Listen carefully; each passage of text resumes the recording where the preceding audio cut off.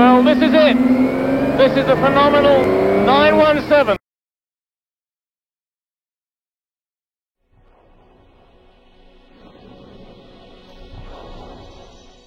La saison 1971 commença par un coup de théâtre dont Enzo Ferrari avait le secret.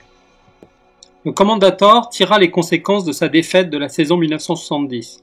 La 512M ne serait pas alignée par la Scuderia pendant la saison 71, elle serait juste confiée et alignée par des écuries privées.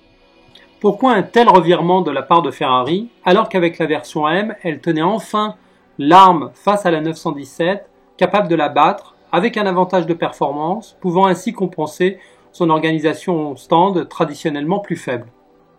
D'une part parce que Porsche sut habilement faire croire qu'elle allait encore monter en puissance en passant du 12 au 16 cylindres pour sa 917.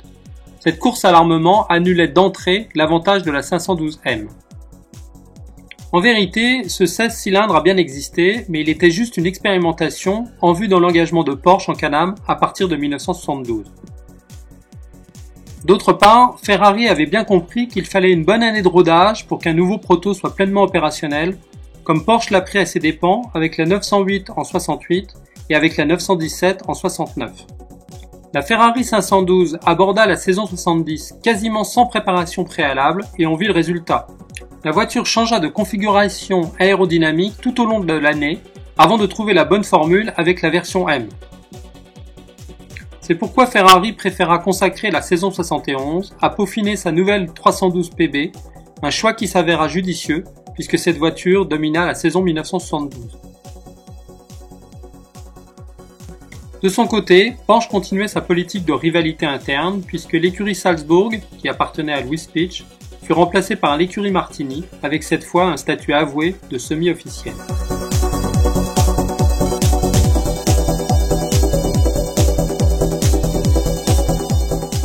La saison débutait en Argentine cette fois, mais les tribulations de l'écurie Golf ou les débuts hésitants de l'écurie Martini furent vite effacés par le drame qui se joua sur la piste.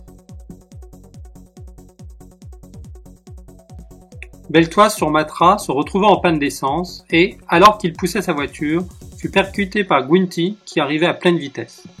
Le pauvre pilote italien, sur la toute nouvelle Barquette 312, fut tué sur le coup.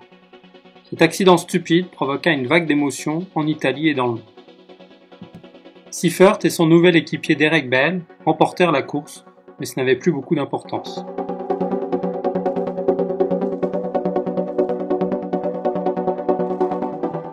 Le championnat du monde poursuivait sa ronde avec le rendez-vous traditionnel des 24 heures de Daytona.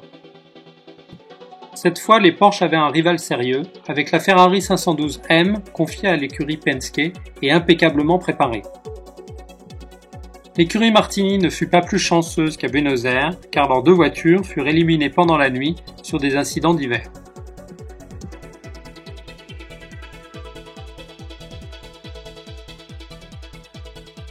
Pendant la première partie de la course, la Ferrari 512 de l'écurie Penske se révéla être une vraie rivale. Mais l'efficacité au stand de l'écurie Wire fit, une fois de plus, la différence. Suite à de nombreux incidents et à l'état de la piste, les fragiles protos finirent quasiment en lambeaux. La Porsche qui était en tête connut un problème de boîte et on crut un moment qu'une antique Ferrari 512S allait s'imposer. Mais les mécaniciens de l'écurie Wire firent un exploit en remplaçant la boîte à chaud et ce sont eux qui ont été les véritables héros de cette course et de cette victoire.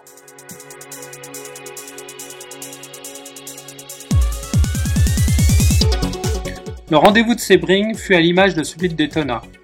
Beaucoup d'incidents, beaucoup d'accrochages, beaucoup d'abandons. Comme à Daytona, on retrouvait l'impeccable Ferrari 512M de l'écurie Penske, ainsi que l'organisation rigoureuse de l'écurie Wire. Mais cette fois, l'écurie Golf va jouer de malchance. Seifert sera éliminé sur un problème d'essence et Rodriguez sera très retardé par un accrochage avec la Ferrari de Penske. Du coup, c'est l'écurie Martini qui tira les marrons du feu. Elford et Larousse purent s'offrir une magnifique victoire sous le soleil de la Floride.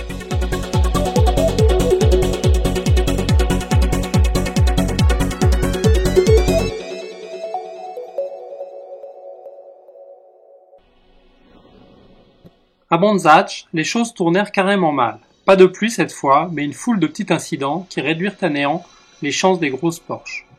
Problèmes d'essence, crevaisons et même incendies dans les stands firent que aussi bien les Porsche de l'écurie Wire que celles de l'écurie Martini ne purent contester la victoire à l'Alfa Romeo, le nouveau prototype 3 litres, qui remporta sa première victoire.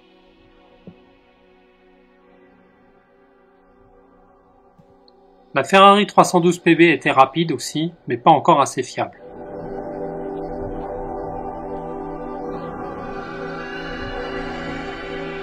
Une fois de plus, c'est le rendez-vous du Mans qui cristallisait tous les enjeux. Il ne s'agissait pas seulement pour Porsche de reproduire le succès de l'année précédente, il s'agissait aussi et surtout d'assurer enfin le triomphe de la 917 longue queue, l'enfant chéri de Ferdinand Piëch et de son équipe technique. Finalement, la longue queue ne fut alignée qu'au Mans, mais c'était bien là son terrain de prédilection. Même sans être engagée en compétition, la 917 longue queue évolua sans cesse entre 1970 et 71.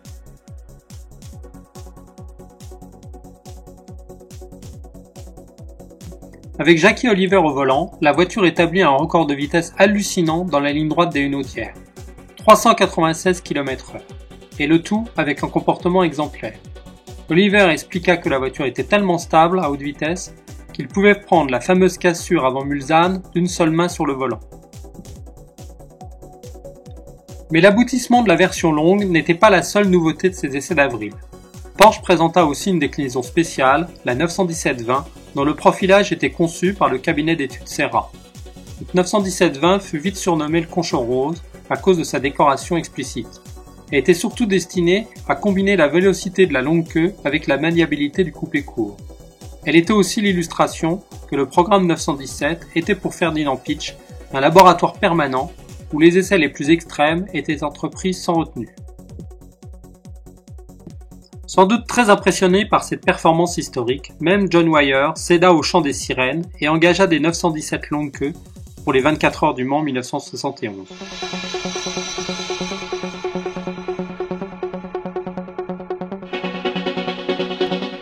Retour à la normale à Monza, où l'écurie Wyer remporta une nouvelle victoire. La pluie perturba les essais et la grille de qualification. Ilford fut, comme d'habitude, victime de sa malchance, mais, malgré les milliers de tifosi, les Ferrari ne purent rien faire pour s'opposer à la marche triomphale des 917, surtout celle de l'écurie Golf.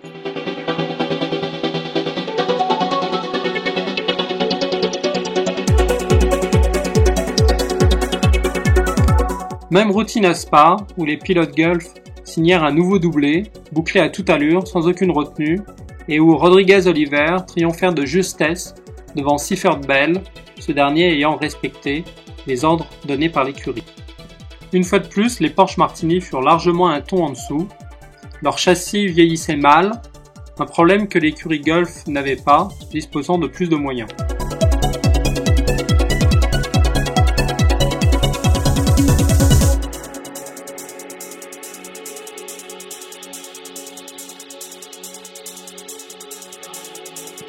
Les 1000 km du Nürburgring n'étaient pas le terrain de jeu idéal pour les 917 et comme d'habitude, c'est une 908-3 qui triompha. Pourtant, une 917 privée termina 6e, ce qui était un véritable exploit.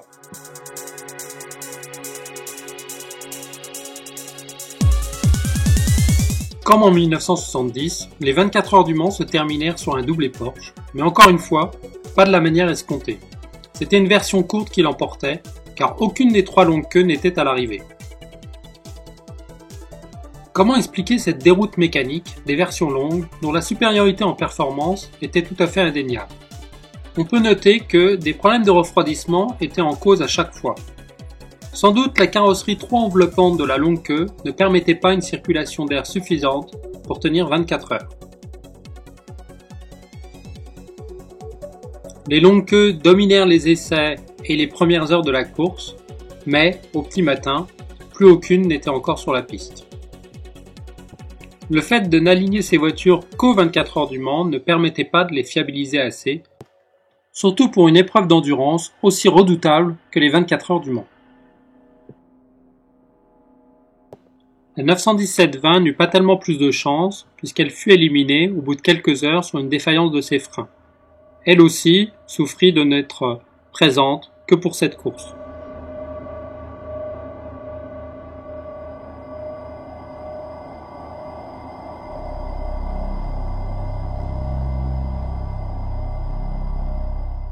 Cette année-là, et pour la première fois, le départ fut donné lancé, une procédure encore en vigueur de nos jours.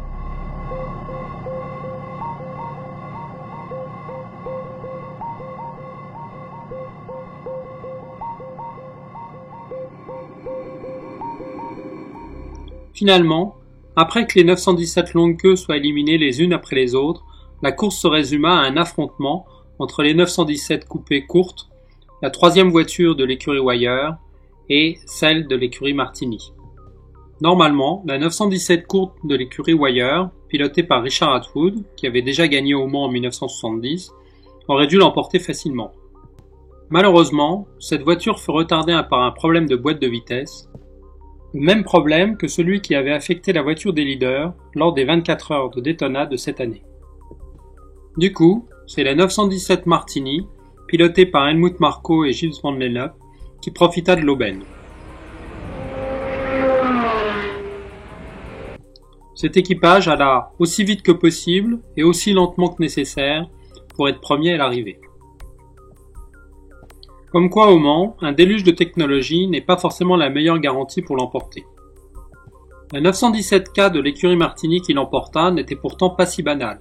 Elle présentait une évolution aérodynamique intéressante avec ses deux dérives verticales permettant de mieux canaliser le flux arrière sur le capot et ainsi d'en optimiser le rendement, et surtout, elle était équipée d'un châssis tubulaire entièrement en magnésium. L'emploi du magnésium permettait de réduire la masse de la voiture tout en gardant la même rigidité. Lors des dernières heures de la course, Ferdinand Piëch demanda à John Wyer de cesser sa poursuite sur la voiture leader. Ce dernier refusa, et évidemment, cela n'améliora pas les relations entre les deux hommes.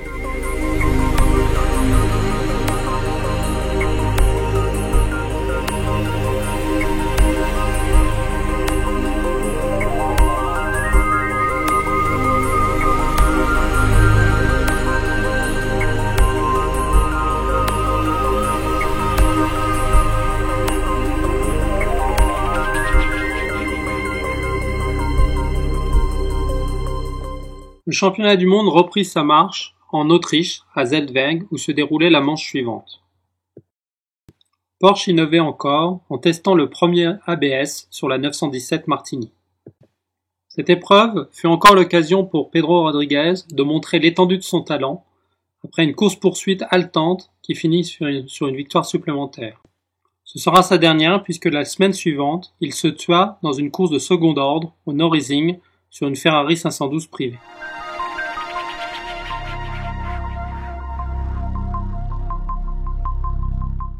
La saison se termina aux USA où, comme l'année précédente, deux mondes purent cohabiter, les prototypes du championnat du monde et les gros monstres de la Can-Am, où Porsche faisait ses premiers pas avec Seifert. À Watkins Glen, une fois de plus, ce sont les Alfa Romeo qui triomphèrent, car les Porsche furent accablés par tout un tas de petits pépins. Mais surtout, le cœur n'y était plus, car la mort de Pedro Rodriguez avait affecté toute l'équipe. Il était dit que cette fin de saison serait pénible, et comme si ça ne suffisait pas, c'est au tour de Joe Seifert de se tuer au volant de sa BRM de Formule 1 quelques semaines plus tard.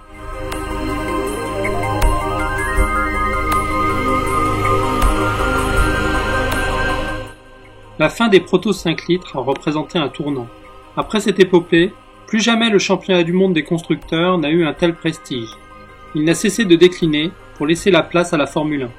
C'est aussi ce qui a contribué à faire de la 917 une voiture de légende, la dernière représentante d'une lignée disparue et regrettée. Cette histoire magnifique se termine tristement. Rodriguez et Seifert se sont tués.